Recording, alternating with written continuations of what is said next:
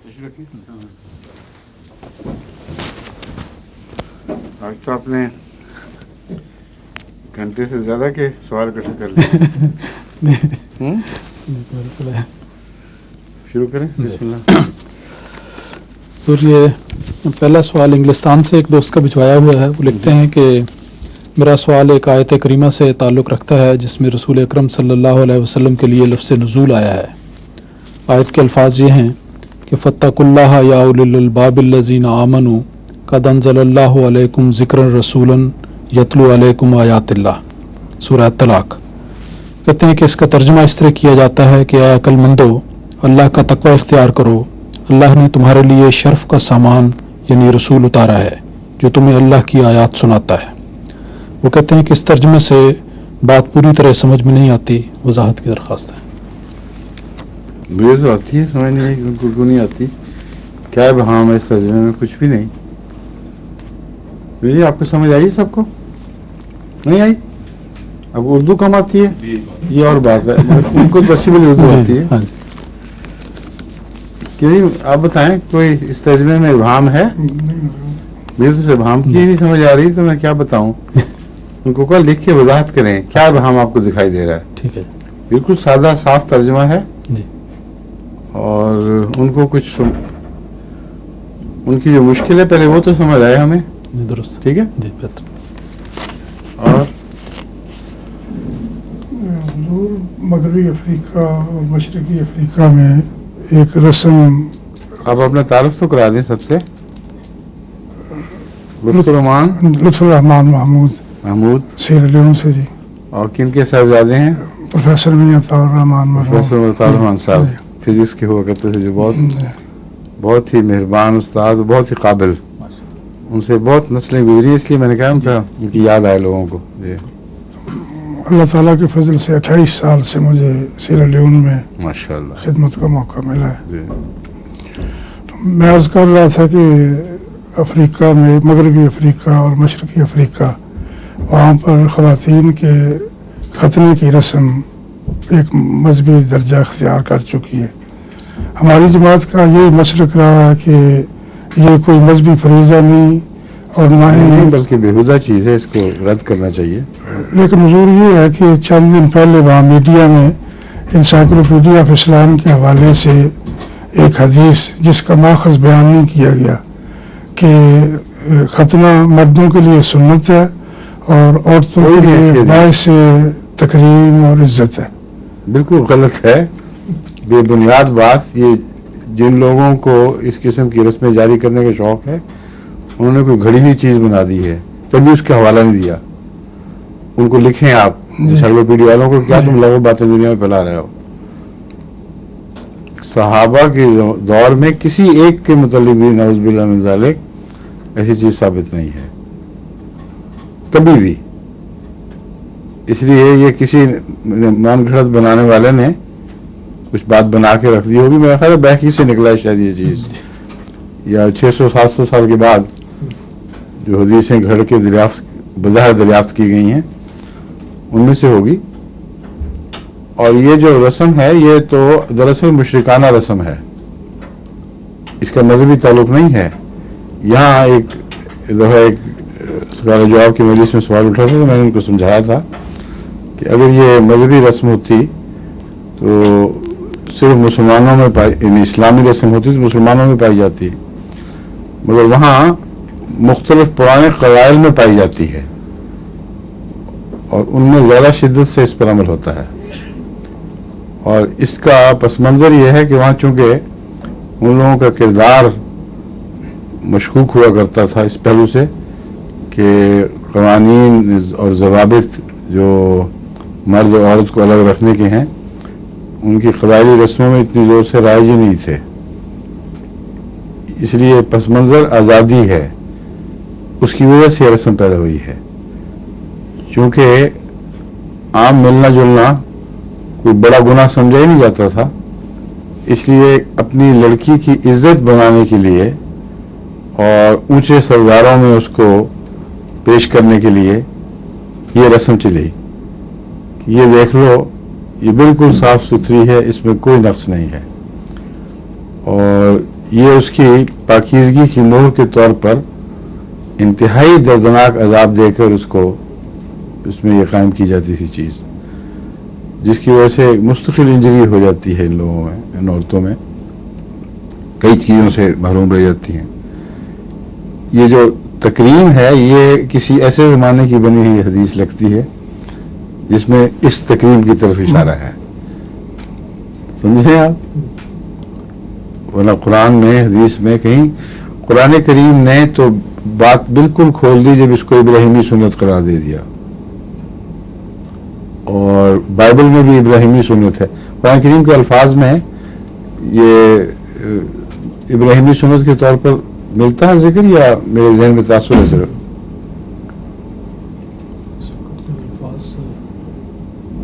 یا نہیں ہے ذکر؟ مختون کا تو ذکر نہیں، وہ بائبل میں ہے، سوری معاف کرنا، بائبل میں ابراہیمی سنت کے طور پر مختون کا ذکر ملتا ہے، اور خدا تعالیٰ کی طرف سے ایک نشان۔ اور قرآن کریم کے متعلق دوبارہ دیکھیں، چیک کریں، کیونکہ اس وقت آف ہینڈ میرے ذہن میں کوئی آیت ایسی نہیں آئی جس میں یہ ذکر ہو، مگر احادیث میں تو بڑا قطعی طور پر ہے، اسی سنت پر ہیں جو مسلمان جو اس پہ حضرت ابراہیم تھے۔ تو اس سنت میں تو عورتوں کے داخل ہی نہیں تھا کچھ، جو سنت تو اس سے بالکل آ رہی ہے۔ المیہ یہ ہے جی کہ وہاں پر عیسائی یہ مسلمانوں کو بدنام کرنے کے لیے یہ اسلام کی طرف منسوب کر رہے ہیں، اور جو مسلمان مالکیہ اس پہ عمل کر رہے ہیں وہ اپنی تائید میں حدیثیں بناتے ہیں، بلکہ یہ بھی کہتے ہیں کہ جب حضرت ابراہیم کو حکم ملا تو حضرت سارہ کو بھی حکم ملا تھا کہ وہ بھی جس طرح وہ جھوٹ بول رہے ہیں یہ بھی جھوٹ بول رہے ہیں حدیثوں کا بھی۔ اس کے خلاف کھلم کھلا بار بار جماعتی لٹریچر میں اس کے خلاف جہاد ہونا چاہیے، اور ایم ٹی اے کے جو پروگرام افریقہ کے لیے خاص ہوں گے اس میں مختلف افریقن زبانوں میں اس کے متعلق پوری چھان بین کے ساتھ ان کو بتایا جائے کہ تم ظلم کر رہے ہو اپنی عورتوں پر اور اسلام پر ظلم کر رہے ہو، اور تم پکڑے جاؤ گے خدا کے حضور اگر تم اس طرح بدنامی کے وجہ بنے رہے۔ یہ پروپیگنڈا بڑی کثرت سے کرنے کی ضرورت ہے، ورنہ ایک دو مروبیان کے کہنے سے تو بات نہیں بنتی۔ بعض آتے ہیں کہ معاشرے میں گہری چلی گئی ہیں، اس کی وجہ سے سب نقصان پہنچ رہے ہیں۔ پرسنٹیج کیا ہے اس کی یہ بتائیے؟ حضور آپ جتنے بھی مالکیہ مسلمان ہیں ان کی اکثریت اکثریت تو نہیں ہو سکتی،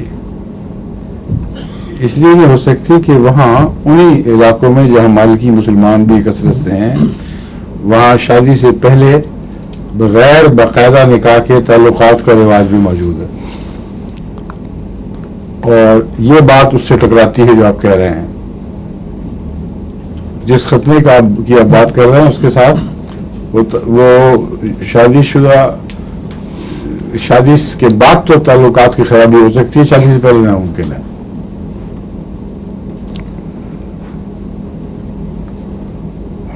اس کے ساتھ اس کی تفصیل نہیں بتانا چاہتا، بہت سے سن رہی ہوں گی خواتین بھی بچے بھی ہوتے ہیں، مگر میں جانتا ہوں یہ کیا چیز ہے جس کی آپ بات کر رہے ہیں۔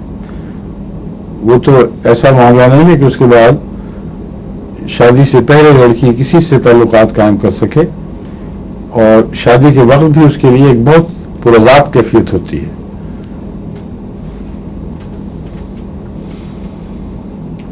اور ویسے ہی بڑی جہالت کی بات ہے، اول درجے کی جہالت ہے کہ خدا نے خود جو مہر لگا رکھی ہے اس کی بجائے ایک نئی مہر بنائی ہوئی اپنی طرف سے، اور مرد میں تو مختون ہونا ایک ظاہر بات ہے کہ وہ طبی طور پر مختون نہیں ہوتا، لیکن عورت کو تو خدا تعالیٰ نے پہلے سے ہی پاکیزگی کی مہر دی ہوئی ہے۔ اس کے بعد یہ بات تو بالکل تصور میں بھی نہیں آ سکتی، اس کو ہر پہلو سے اچھی طرح اس کا پورا تارپور بکھیرنا چاہیے، اور افریقہ کو ٹارگٹ بنانا چاہیے اس معاملے میں، وہ بالکل اس معاملے سے اعتراض کریں۔ باقی یہ جو آپ کہہ رہے ہیں عیسائی ان کو بناتے ہیں، میں نے تو مطالعہ کیا تھا اس کے متعلق، اور قطعی طور پر ثابت ہے کہ بہت سے ایسے علاقے جو مشرک ہیں اور جن میں عیسائیت ہے وہاں یہ رسم موجود ہے، اور بہت کئی مسلمان علاقے ہیں ان میں نہیں بھی ہے، خاص طور پر مالکی علاقے میں ہے۔ جی اچھا اب آگے چلیں، یا اسی میں خیال رکھنا ہے سارے خوابوں کی تعبیر کے موٹے موٹے اصول کیا ہیں؟ کیا خوابوں کی تعبیر کے موٹے موٹے اصول کیا ہیں؟ خواب کی تعبیر جو ہے، اول تو یہ کہ اللہ تعالیٰ کی طرف سے یہ فن سکھایا جاتا ہے۔ در حقیقت حضرت یوسف علیہ السلام تعبیر میں ایک درجہ کمال رکھنے والے نبی کے طور پر شہرت پا گئے ہیں، جی لیکن جب تک خدا نے نہیں سکھایا اپنی خواب کا بھی نہیں پتہ چلا۔ نبی باپ نے سمجھایا کہ اس خواب کو لوگوں کے سامنے بیان کرنا بھائیوں کو تو نقصان پہنچے گا، تو کہاں یہ حالت کہ اپنی خواب کا بھی کچھ پتہ نہیں، کہاں جب خدا فرماتا ہے کہ ہم نے سکھایا اس کو علم تعبیر، اس کے بعد وہ کائے پلٹ گئی ہے۔ تو بہت سے ایسے دماغ ہیں جو خدا تعالیٰ خواب کی تعبیر کے لیے تیار کرتا ہے، اور اس میں بعض دفعہ دماغ کی بناوٹ کی ودیت ہوتی ہے، یعنی صرف کسی انعام خاص کے طور پر، ایک مذہبی روحانی انعام کے طور پر نہ بھی ہو، تو جس طرح ہر انسان کی صلاحیتیں الگ الگ ہیں، بعض چیزیں بعد میں زیادہ چمکتی ہیں، اسی طرح رویا کا فہم بھی ان صلاحیتوں میں سے ایک ہے جو بعض انسانوں میں زیادہ پائی جاتی ہیں، بعض میں کم پائی جاتی ہیں۔ کسی کی بازو مضبوط، کسی کی ٹانگیں، کسی کا دماغ، کسی کا کچھ۔ تو دماغ کے وہ حصے جو رویا سے تعلق رکھتے ہیں وہ بعض لوگوں میں نے دیکھا وہ روشن ہوتے ہیں۔ لوگ جو اپنی خوابوں میں جو لکھتے ہیں کثرت سے، کئی تعبیریں بھی لکھتے ہیں، اور بہت سے ایسے ہیں جن کو کچھ نہیں پتہ چلتا تعبیر کا، لیکن بعض ایسی حیرت انگیز طور پر صحیح تعبیر کرتے ہیں کہ آدمی حیران رہ جاتا ہے۔ ایک تو یہ ہے کہ اللہ کی طرف سے خصوصی علم دیا جائے، دوسرا فطرت میں یہ نور ودیت ہو چکا ہو، بس یہ بناوٹ سے نہیں بنے گی۔ ان دو باتوں کے علاوہ جو تعلیم کے ذریعے اپنی صلاحیتوں کو ترقی دینا ہے، اس کے متعلق مختلف اصول ہیں جن کو پیش نظر رکھنا چاہیے۔ پہلی بات یہ کہ نفس کی خوابیں بھی بکثرت آتی ہیں، اور اکثر انسانوں کو نفسانی خوابیں ہی آتی ہیں، اس لیے نفسانی خوابوں اور غیر نفسانی خوابوں میں کوئی تمیز ہونی ضروری ہے۔ وہ تمیز جو ہے، ایک تو ان کی ادائیں بتا دیتی ہیں۔ جس شخص کو خواب آتی ہے یا کوئی اللہ تعالیٰ رویا دکھاتا ہے، اس کو حیرت ہوتی ہے کہ بعض ایسی باتیں ہیں جو میرے ذہن میں کسی گوشے میں بھی نہیں آ سکتی تھی، اور وہ پیدا ہو گئی ہیں۔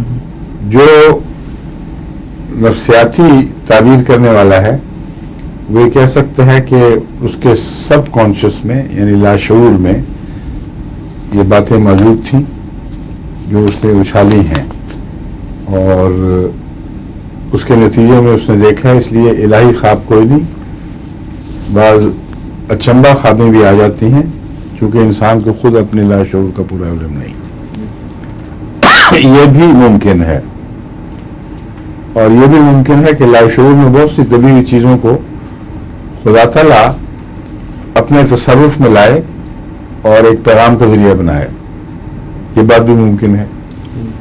اور یہ دوسری بات بھی ہوتی ہے اور پہلی بھی ہو جایا کرتی ہے۔ اس لیے اب ان بخاروں میں فرق کیسا ہوگا؟ ان میں ایک بنیادی بات یاد رکھنے کے لائق ہے کہ جو لوگ جھوٹے ہوں اکثر ان کی خوابیں جھوٹی ہوتی ہیں، جو لوگ سچے ہوں وہ جھوٹی خوابیں بناتے ہیں، نہ ان کی خوابوں میں جھوٹ کا عنصر ملتا ہے۔ تو انسان کی اپنی پاکیزگی، اس کی اپنی صفائی بہت حد تک تعبیر پر اثر انداز ہوگی۔ ایک سچا آدمی بعض دفعہ ایک ایسی خوفناک خواب دیکھ لیتا ہے کہ جو وہ سمجھتا ہے کہ میں تو برباد ہو گیا، یہ کیا ہو گیا میرے ساتھ۔ اور ایک تعبیر کرنے والا جب اس کی تعبیر کرتا ہے تو وہ تعبیر اس کے مرتبے کو اور زیادہ بڑھا دیتی ہے، اور ایک جھوٹا آدمی اپنے متعلق بڑی بڑی بزرگانہ خوابیں بھی دیکھ لیتا ہے کہ میں تو بخشا گیا، میں تو جنت میں جاؤں گا، کوئی مسیحیت کا دعویٰ کر ہو جاتا ہے، کوئی اور دعویٰ کر بیٹھتا ہے. تو اس کا اپنا کردار، اس کا پس منظر دیکھنا چاہیے. اور پھر اس میں بیماری کے امکانات کو بھی دیکھنا پڑتا ہے. بس شخصیت اور رویا اگر ان دونوں میں تضاد ہو تو یہ بتا دے گا کہ یہ خواب سچی نہیں ہے، یہ پیغام جھوٹا ہے. ہمارے افریقہ میں بھی بعض لوگ بیمار ہو جاتے ہیں تو دعوے کر دیتے ہیں. ایک نے مسیح موعود، میں بھی ایک مسیح ہوں، یہ دعویٰ کر دیا.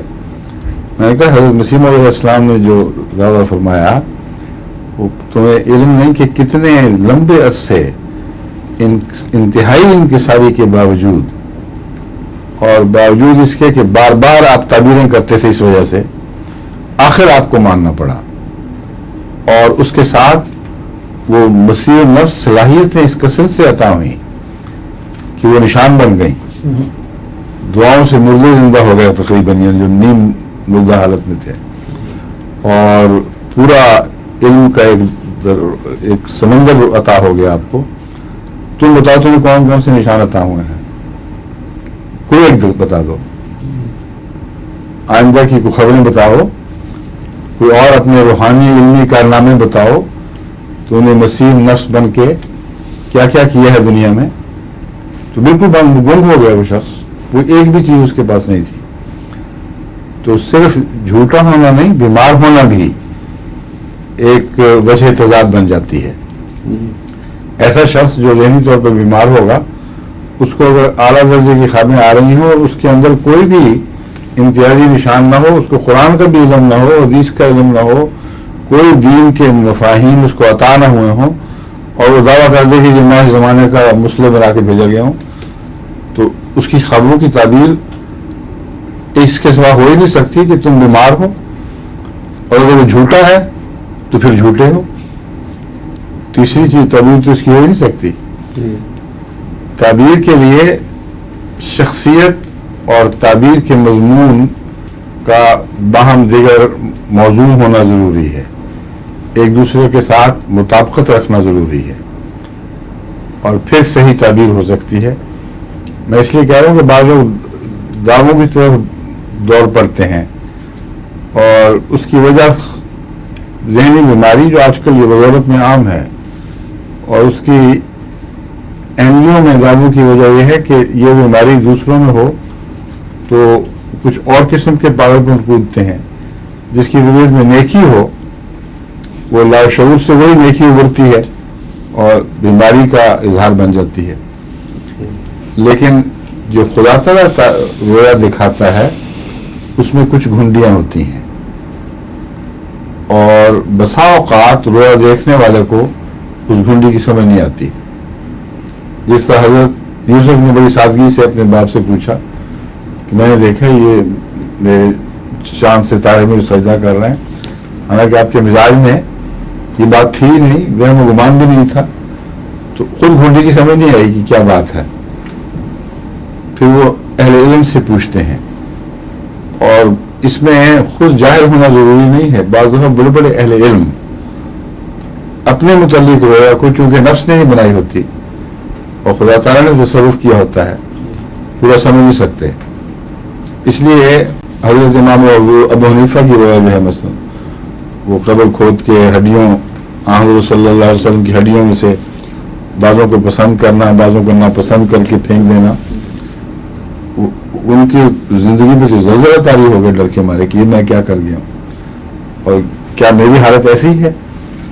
اس پر ابن سیرین تھے یا کون تھے مجھے یاد نہیں، ابن سیرین ہی تھے جنہوں نے اس رویا کی تعبیر کی. وہ مشہور تھے تعبیر میں کہ یہ تو مبارک ہو، تم تو فقیہ ہو، اللہ نے تمہیں علم عطا فرمایا ہے، رسول اللہ صلی اللہ علیہ وسلم کی طرف جو سچی باتیں منسوب ہوں گی ان سے استنباط کرو گے، اور جو جھوٹی باتیں منسوب ہوگی ان کو رد کر دیا کرو گے. تو کتنی عظیم شان تعبیر نکلی ہے. ابن سیرین معبرین میں سے آپ کے نقطہ نظر سے غالباً زیادہ مطالعہ کے لائق ہیں، کیونکہ اگر آپ نے مکینیکلی سیکھنا ہو کوئی طریقہ बाकी बातें जो मैंने बयान कर दी, उनमें से एक और बात भी बयान करने वाली है कि ताबीर फिर अपने साथ कोई निशान भी रखा करती है, और वो निशान जो है वो बाद में पूरा होकर साबित करता है कि रोया भी सच्ची थी, ताबीर भी सच्ची थी, और बगैर निशान के अल्लाह की तरफ से पैगाम नहीं मिला करता। उस पैगाम में ज़रूर कोई ना कोई निशान साथ मुदगम होता है, मख्फी होता है, या बाज़ दफ़ा ज़ाहिर भी। मसलन हज़रत इब्राहीम, हज़रत यूसुफ अलैहिस्सलाम ने खुद जिस रोया की ताबीर की, उसका ताल्लुक अगले 7 साल बल्कि 8 साल से था, और उस वक्त उसके आसार कोई भी ज़ाहिर नहीं हुए थे, और बादशाह वक्त को दिखाई गई, इसलिए कि बादशाह जिम्मेदार है अपनी रियाया के खुराक का, उसकी देखभाल का। इसलिए अल्लाह ताला ने बादशाह को दिखाई, और गैर बादशाह को दिखाती तो बादशाह उस पर अमली न दिखाई जाती रोया, तो उस पर बादशाह अमली न करता, रोया का पैगाम भी बेकार जाता। इसलिए वो जो बाद के हालात ज़ाहिर हुए हैं 7-8 साल तक मुसलसल, वो बता रहे हैं कि ताबीर भी सच्ची थी, रोया भी सच्ची थी। तो ये भी एक तरीक़ा है रोया के पहचानने का। अगर फ़ौरन आप एक ताबीर कर देते हैं और वो बाद में जाकर गलत साबित होती है तो ख़ुद पता चल जाएगा, और ताबीर अजीब हो, उसके कोई आसार ना हो, और फिर इस तरह ज़ाहिर हो कि उसका रोयाबीन के अपने तसर्रुफ से कोई ताल्लुक़ ना हो, उसकी जो इख्तियारात का दायरा है उससे बाहर वाक़या हो, तो वो कतई तौर पर साबित हो जाएगा कि ये सच्ची रोया है।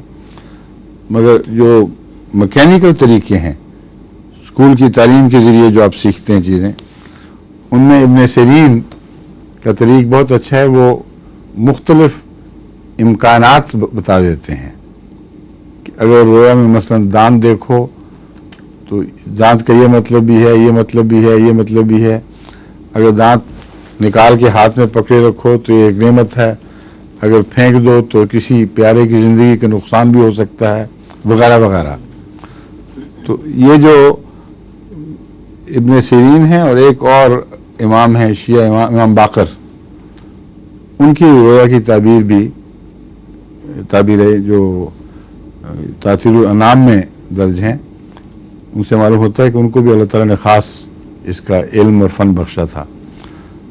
तो उन किताबों उनके मुतालिया करें उन रोयों का जिनके मुतल्लिक़ ताबीरों की किताबों ने उनके वाक़यात महफूज किए, और फिर आला रूहानी दर्जे रखने वाले मुअब्बिरीन ने ताबीरें की, उन पर गौर करें। और या फिर हज़रत मसीह अलैहिस्सलाम ने जो ताबीरें फरमाई अपनी रोया की और दूसरों की, उनसे सीखें तरीक़ा। बहुत दिलचस्प फ़न है ये, मगर जैसे कि मैंने बताया है असल में तो वदीयत होता है। हमारे सैयद नईम शाह साहब यहाँ रहते हैं लंदन में, आपके वाक़िफ़ हैं कि नहीं? हाँ, एक दफ़ा सैयद मेरा पा के घर हज सब की बारी थी, और खाना दोपहर का खाना इकट्ठे खाते थे, चौकियाँ बिछी होती थी उस ज़माने में, कच्चे मकान थे। तो नईम और नसीम वगैरह भाई, ये भी भाई वहीं थे उस वक्त। तो नईम भी साथ बैठा वो खाना खा रहा था। तो नईम ने कहा कि हुजूर मैंने एक रोया देखी है, क्या ताबीर है? तो हमने क्या देखा है? नईम ने कहा मैंने देखा है, मैंने मछली पकड़ी है। छोटी थी कि बड़ी थी? उन्होंने छोटी सी थी, छोटी थी। और तुम इम्तिहान वाला तो नहीं देखे आए कोई? उन्होंने कहा हाँ मैं देख आया हूँ। अगर तुम फेल हो गए हो। हम हैरान रह गए कि ये सवाल रोया क्या, सवाल क्या, इसका क्या ताल्लुक था? तो मुस्लिम ने फरमाया कि बड़ी मछली एक ऐसे गम की निशानी होती है जो उबल देती है वो, चूंकि इसलिए वक्ती सदमा और उससे निजात। और छोटी मछली जो खा ले उसको उबलती नहीं, इसलिए ऐसा सदमा जो पहुंच गया। और मछली उसके अलावा नेमतों की भी ताबीर है, मगर हालात के मुताबिक होगा। इसीलिए आपने ये सवाल किया पहले उससे कि तुमको इम्तिहान वगैरह तो नहीं दे के आए? उन्होंने कहा हाथ में कहा फिर तुम फेल हो, और वाकई तो फेल हो गया। हालांकि खुद बड़े खुशफहमी में था कि बड़ा अच्छा मेरे परिचय हुए, अच्छे परिचय हुए हैं। तो ये एक ऐसा फन है जिसको महज मैकेनिकली सीखा जा नहीं सकता, मगर कुछ ना कुछ मुतालिया से फायदा जरूर पहुंच जाता है। अब मछली में फवाइद भी हैं, रूहानी इलामत भी है।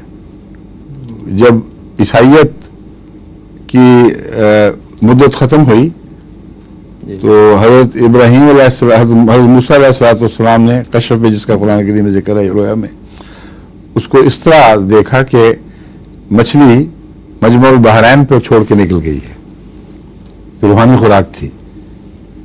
तो इसका मतलब था कि उनकी रूहानियत ख़त्म हो गई है अब। और चूंकि ईसाई मछली पकड़ने वाले ही थे अक्सर, जो हज़रत मसीह के साथी बने, इसलिए उनको मछली से मिसाल देना कि उनकी मछली निकल गई बहुत ही प्यारी मिसाल है। और ये कश्फ था, लेकिन कश्फ की भी रोया की तरह ताबीर होती है।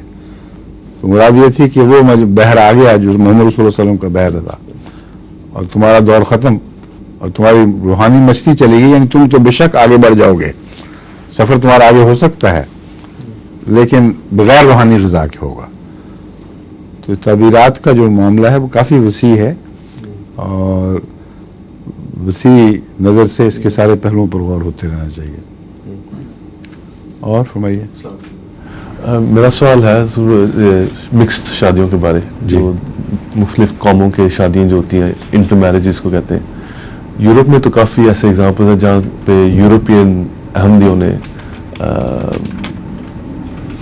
जो पंजाबी या जो एशिया के जो अहमदी उनके साथ काफ़ी मिक्स मैरिज हैं, लेकिन अफ्रीका के जो लोग हैं उनमें बहुत कम मैरिजेस ऐसी जिसकी शादियाँ एशियनों के साथ हुई हैं। इसकी वजह क्या है? अफ्रीकन जो अमेरिका में है उनकी तो बहुत हुई है। अच्छा, इससे मालूम होता है कि उनका सिर्फ आम होना वजह नहीं है, बल्कि माशरे का फ़र्क है, क्योंकि कुफ्र होना ज़रूरी है। अफ्रीकन माशरा बाकी दूसरे एशियाई माशरों से इतना मुख्तलिफ है कि जो मुसलमान माशरा है वो बाकी मुसलमान मुल्कों के माशरे से कोई इम्तिजाज नहीं रखता, आपस का बाहमी ऐसा मुश्तरक इम्तिजाज नहीं रखता। लेकिन ईसाइयों ने चूँकि अपना माशरा बदल लिया है और उनका माशरे गाना, नाच गाना और शराब पीना, उनमें ये शादियाँ ज़्यादा पाई जाती हैं, कसरत से मिलती हैं आपको, इंग्लैंड में भी, दूसरे यूरोपियन ममालिक में।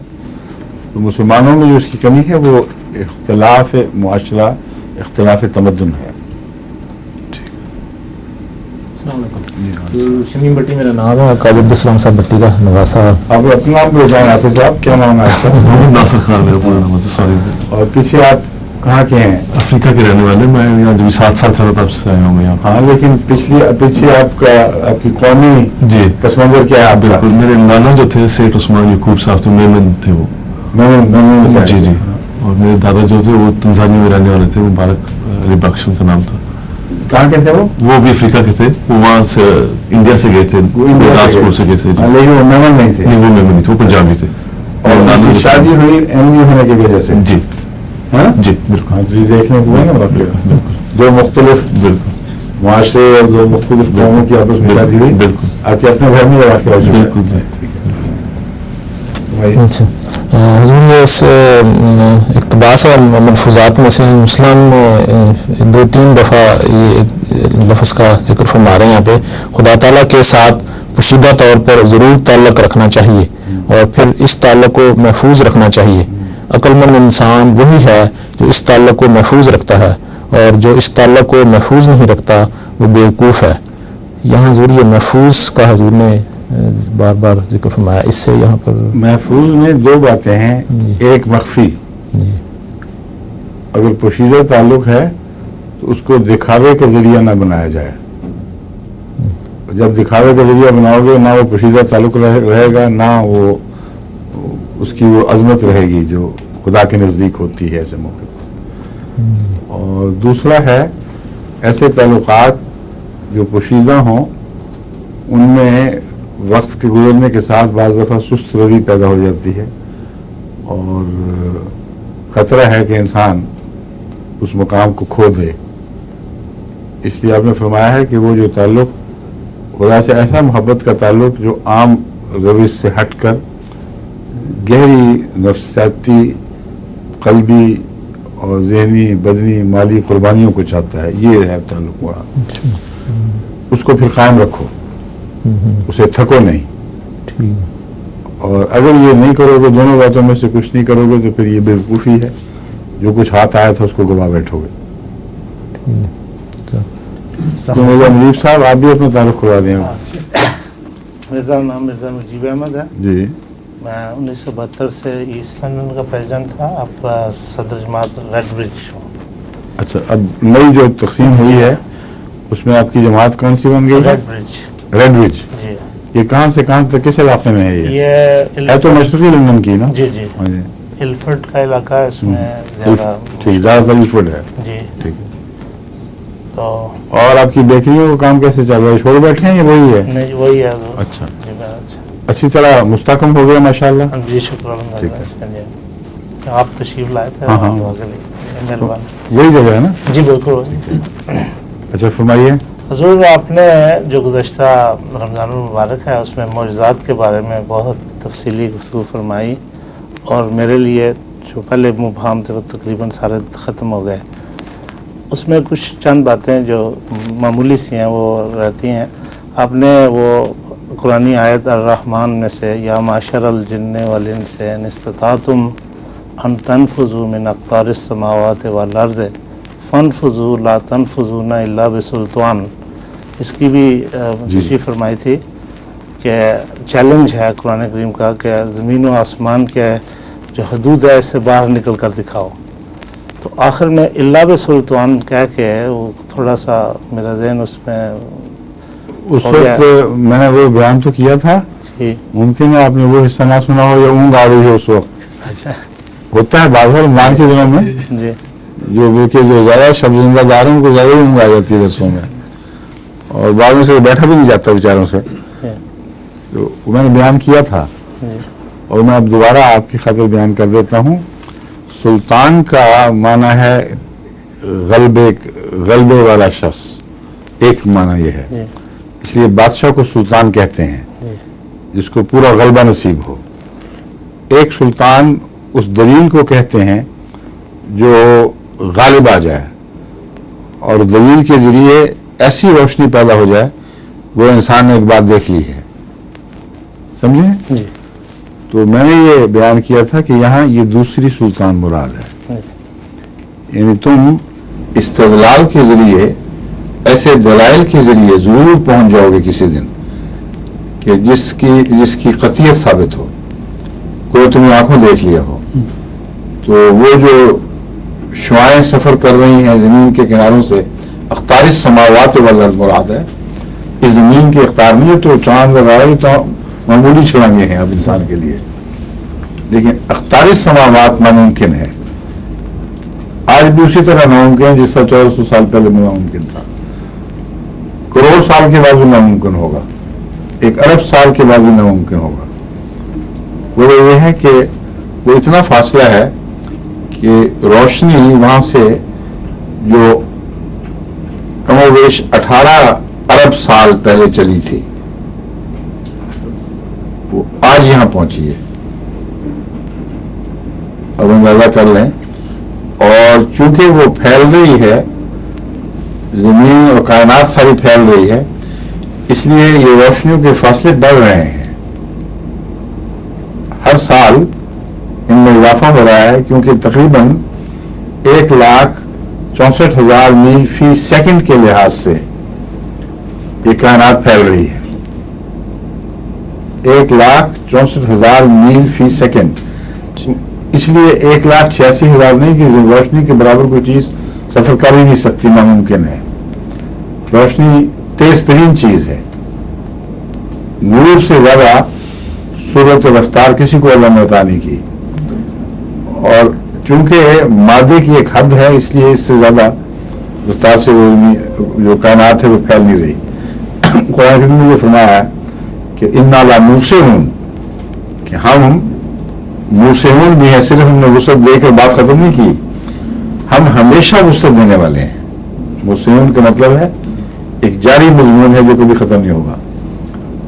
तो वो 1,64,000 या कमर बेश साइंसदानों जो तखमीने लगाए हैं उन उस पर सेकंड के लिहाज से पीछे हट रही है। आप अगर 1,64,000 मील फी सेकंड के लिहाज से सफर कर सकते हैं तो पीछा करके दिखाएं। अगर करें तो इटर्निटी तक आप चलते रहेंगे। मेरी रफ्तार से भागे है बियाबान उससे, वो उसी रफ्तार से आगे भागती रहेगी और बीच में फासला वही रहेगा। 18 अरब साल रोशनी के कंधों पर चढ़ के आप जाएं फिर वहां पहुंचेंगे। कुरान करीम का चैलेंज तो इतना हैरत अंगेज और खती है कि वहम गुमान में भी नहीं आ सकता किसी माकूल इंसान के कि इस चैलेंज को वो कबूल करे और नजरिया उठा के नहीं देख सकता इस चैलेंज को। उस वक्त दिया गया है जबकि कायनात करो तो सबूर ही नहीं था।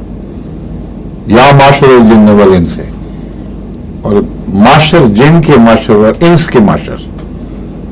मैंने ये इस्तेमाल किया था कि जिन्नों के मुतालिक तो लोग समझते हैं कि शायद उड़ने वाली चीज है, कुरान करीम से भी मालूम होता है कि ऊपर चढ़ते हैं तो उनके ऊपर शोले पड़ते हैं। उसकी कोई मादी ताबीर आप कर सकते हैं, लेकिन इंस के माशर को ये चैलेंज देना कि तुम दिखाओ छलांग लगा के, ये उस जमाने के इंसान का कलाम हो ही नहीं सकता, नामुमकिन है। कोई मंतक लड़ा के आप देख लें, कोई और किताब उठा के देख लें, वहां इस किस्म का चैलेंज किसी किताब में मौजूद ही नहीं है। सिर्फ ये एक आयत भी ऐसी है जैसी जिसके मुताबिक कुरान का चैलेंज, दूसरा चैलेंज मौजूद है कि ये बना के दिखा दो खुद।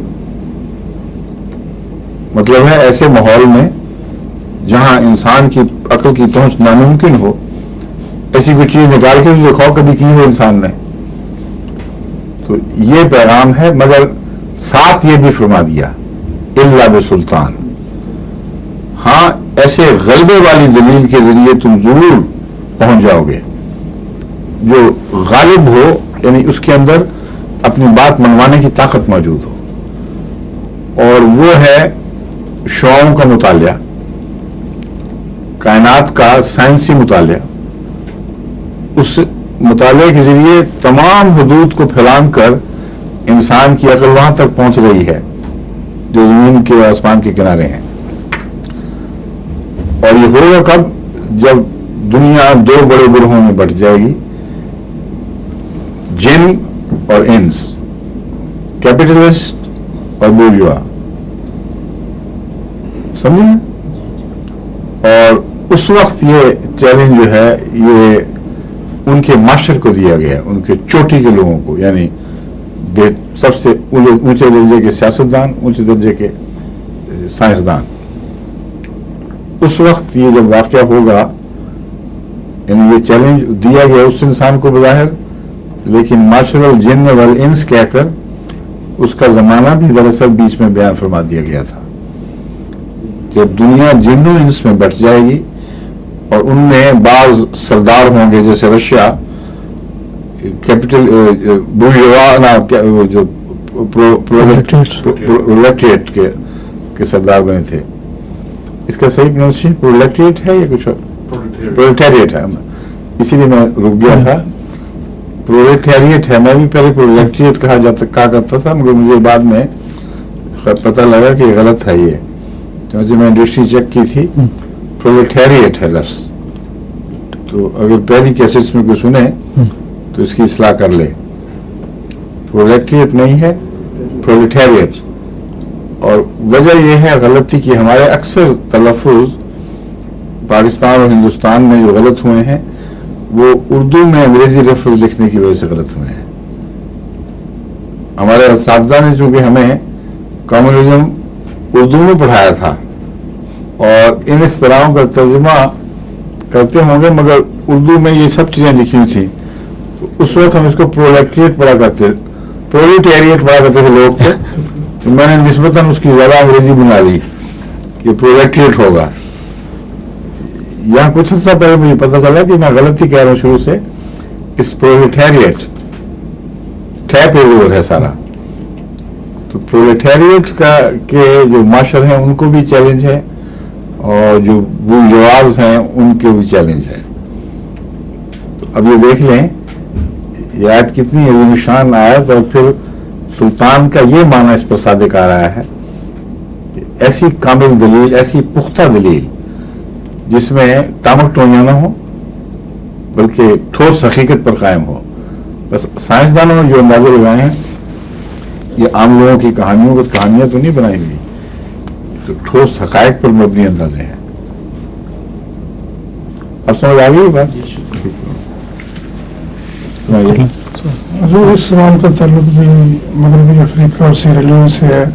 وہاں پر بیگم کے نکاح کی اہمیت بیان کرتے وقت وہ لوگ ذرا دور چلے گئے ہیں.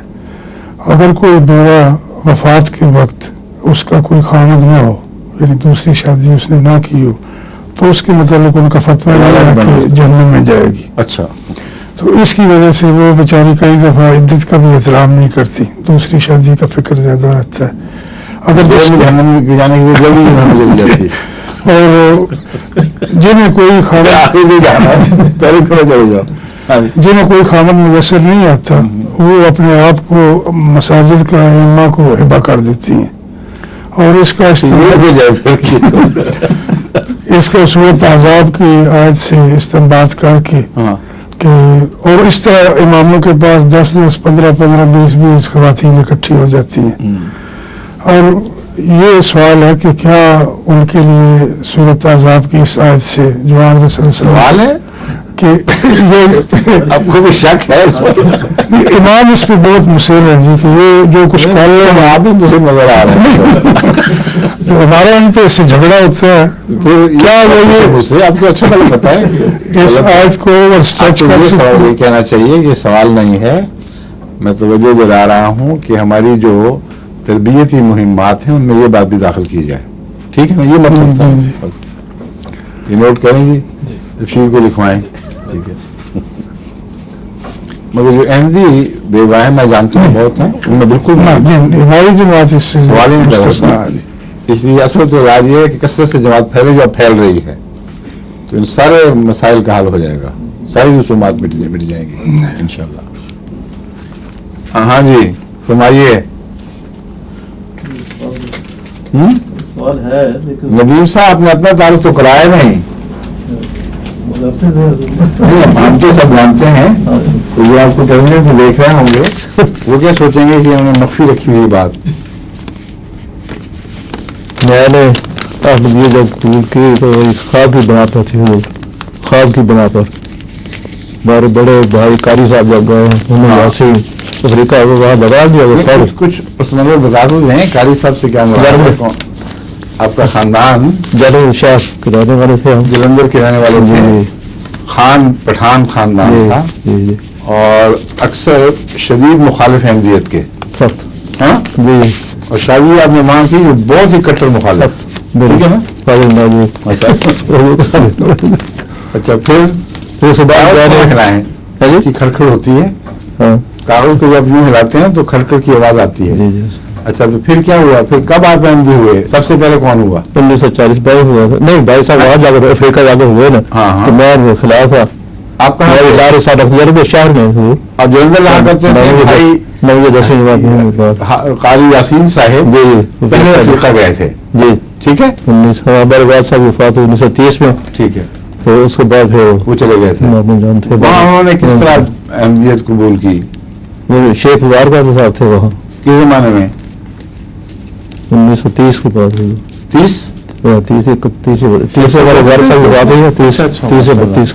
شیخ صاحب کا بہت پرانا تعلق ہے ایسٹ افریقہ سے. شیخ صاحب وہاں گئے تو بھائی صاحب جو پہلے گئے ہوئے تھے تو انہوں نے پھر شہیدی سکھائی شیخ صاحب کو، اور دونوں اکٹھے پھر تبلیغ کرتے رہے. دونوں قید بھی ہوئے 1-2 دن کے لیے. ٹھیک ہے.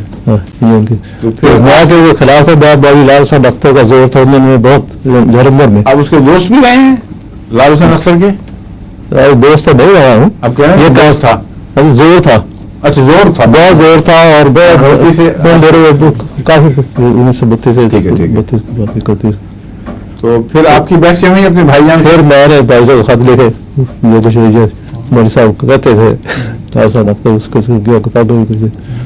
تو میرے بھائی صاحب کر کے رہے آپ کتابیں پڑھو پھر کچھ ہو سکتا ہے. خیر میرا تو جو بھی ہوئی اس بعد پھر خواب 1940 میں میں جب نوکری ملی تو میں کوہاٹ میں تھا 40 میں. 40 میں. تو وہاں پر میرے خواب آئے. کتنی عمر تھی آپ کی 40 میں؟ میں اب 14 کی پیدائش ہے, 26 سال 25-26 سال کی بات. سن 14 کی پیدائش ہے. جی ماشاء اللہ صحت اچھی ہے ان کی 14 کی لحاظ سے. حضور کی دعاؤں سے. تو وہاں پر جو خواب کی بنا کر میں نے آپ نے یہ قبول کی. خواب کیا رویا کر دیکھی آپ نے؟ میں نے خواب میں دیکھا ہوا کہ حضرت عیسیٰ کی قبر ہے. میں جا رہا ہوں, بڑا سخت اندھیرا ہے, مغرب کی طرف جا رہا ہوں لیکن اندھیرا کچھ نہیں آتا کیا ہو رہا ہے کیسے. تو جاتے جاتے اخیر میں یہاں پہ ایک قبر پر پہنچے ہوئے چبوترے ہوتے ہیں, اب بھی ہیں چبوترے کو اونچا کر کے, تو اس کے سرانے ایک دیا جا رہا ہے مٹی کے تیل کا.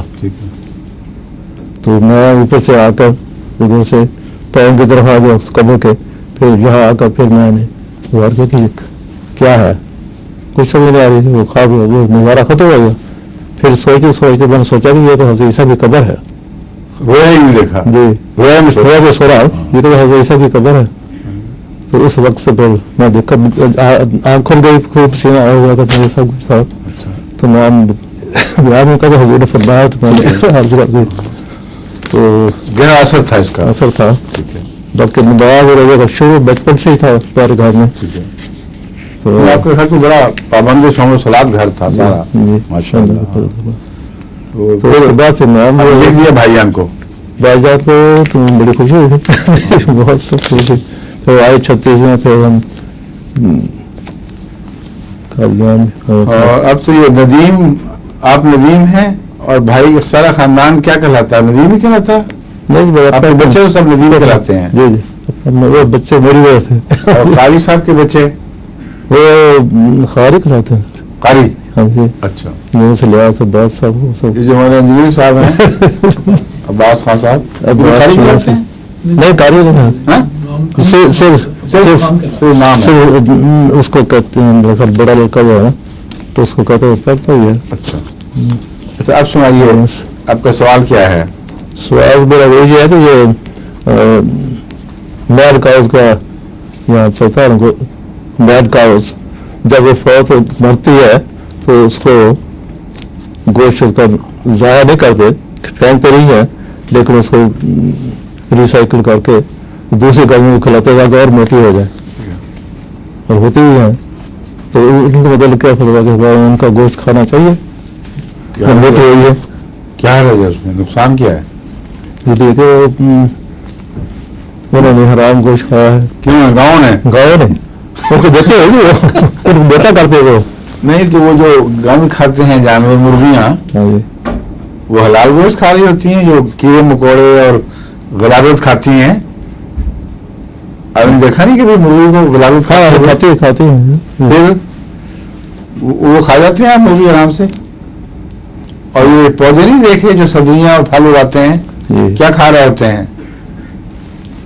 ایسی کسی خبیث چیزیں اس کھاد میں ہوتی ہیں, ایسی ناپاک چیزیں کہ جن کو اگر آپ دیکھیں تو طے کریں. اور وہاں تو اسی طرح ہی ڈال دیتے ہیں نا, گنوں کے کھیتوں میں, مکئی وغیرہ کے کھیتوں میں, سبزیوں میں بکثرت. بعض سبزی کے کھیت کے پاس سے گزرو تو سخت بدبو آتی ہے. یہاں بھی یہ جو ہیومس ڈالتے ہیں, ایک تو عام کھاد ہے نا جو مصنوعی کھاد, میں ہیومس کی بات کر رہا ہوں جو ہماری طرح کی کھاد ہے, اس کو خاص طریقے سے بناتے ہیں. بعض شہر کے بعد ایسے کھیت کے پاس سے گزرو تو ناقابل برداشت بدبو ہوتی ہے. تو وہ پودے جو کھاتے ہیں وہ حرام نہیں کھاتے, پھر کیا بناتے ہیں؟ پھول, پھل پھول حلال طیبہ. تو جب کایا پلٹ جاتی ہے ایک چیز کی اللہ کے نظام کے تابع, تو پھر یہ نہیں دیکھا جاتا کہ اس نے کیا کھایا تھا. پھر جو بدن بناتا ہے اس پر فیصلہ ہوتا ہے. اب سور جو پاک غذا کھا رہا ہو پوری طرح اور اس کو یہ گوشت نہ کھلایا جا رہا ہو, اس کا گوشت پھر بھی حرام ہی بنے گا. اور گائے یہ گوشت کھا کر بھی पाक गोश्ती बनाएगी,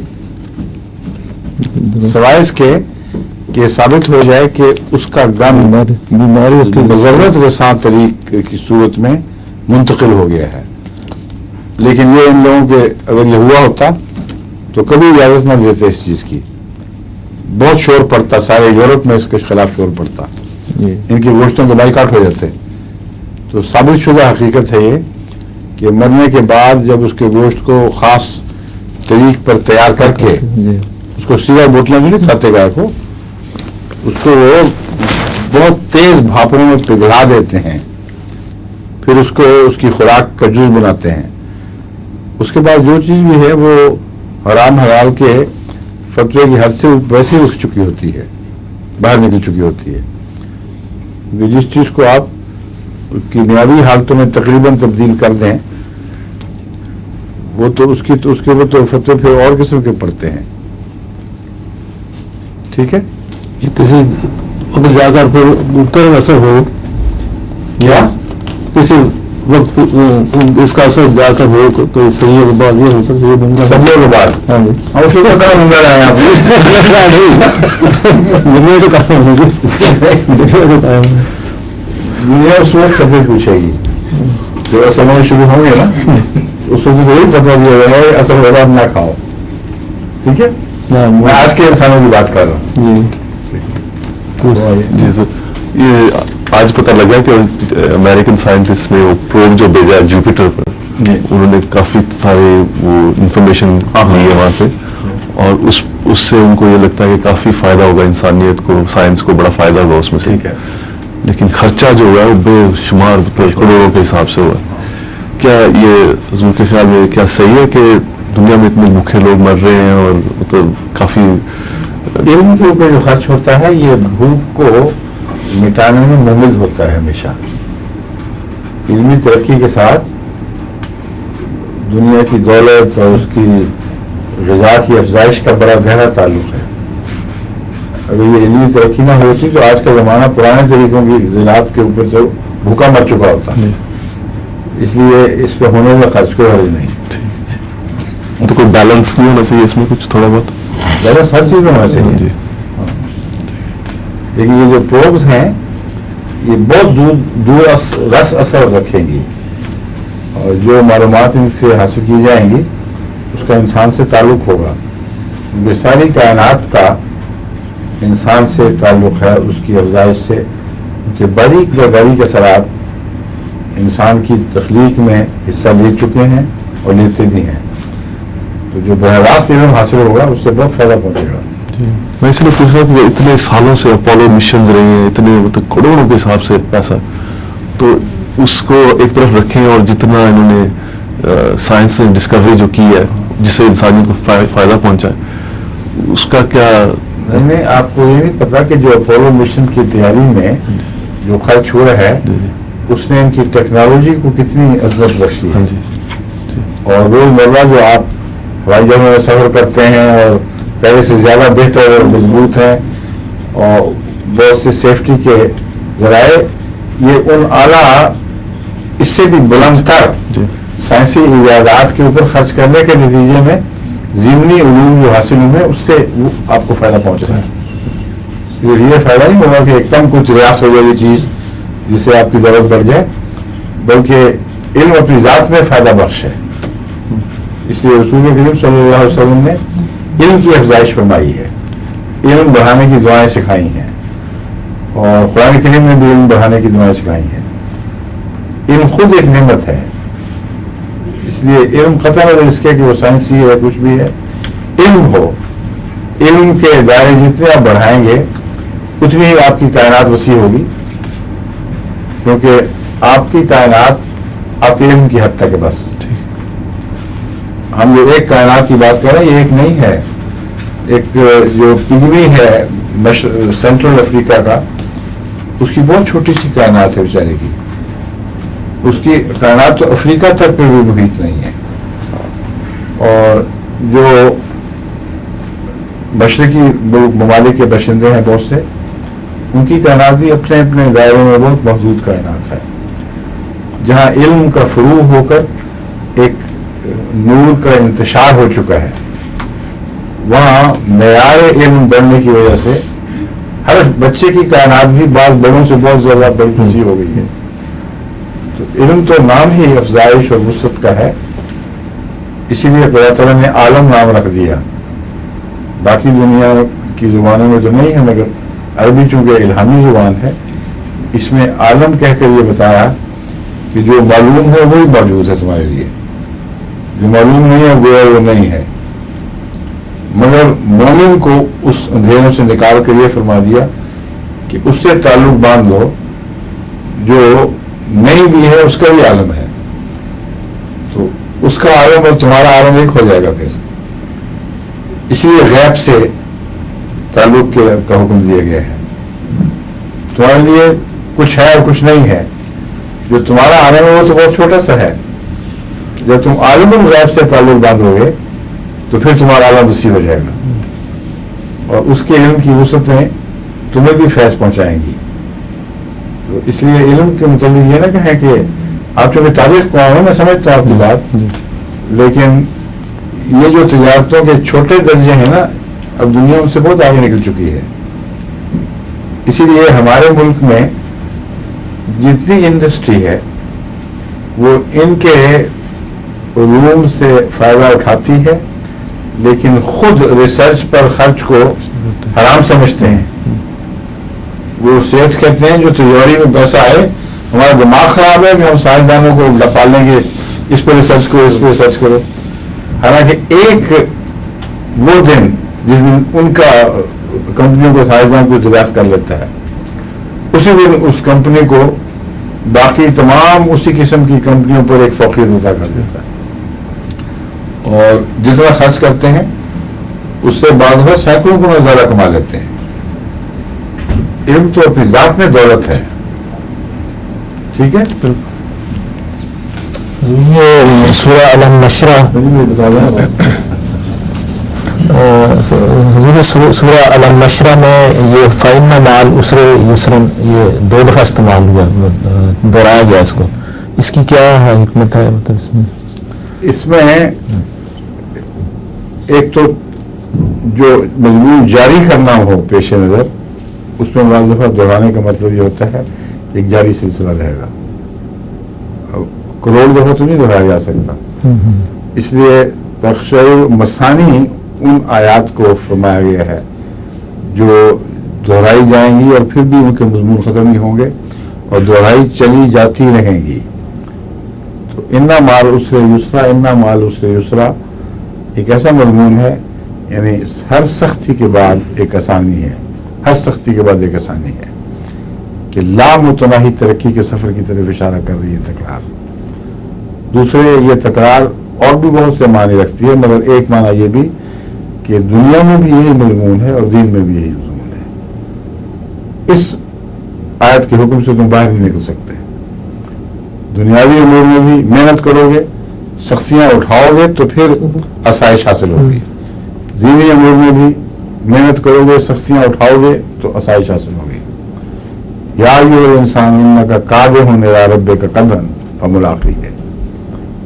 ऐ इंसान, तू अपने रब की तरफ सख्त मुशक्कत कर रहा है, फमुलाक़ी है, उस खुशखबरी हो कि इसका फल मिलेगा। तो वही मालूस से युसरन, इन्ना मालूस से युसरन का मजमून है। और अब चूंकि वक्त खत्म हो गया, इसलिए इजाज़त चाहता हूँ। खुदा हाफिज़। अस्सलाम वालेकुम।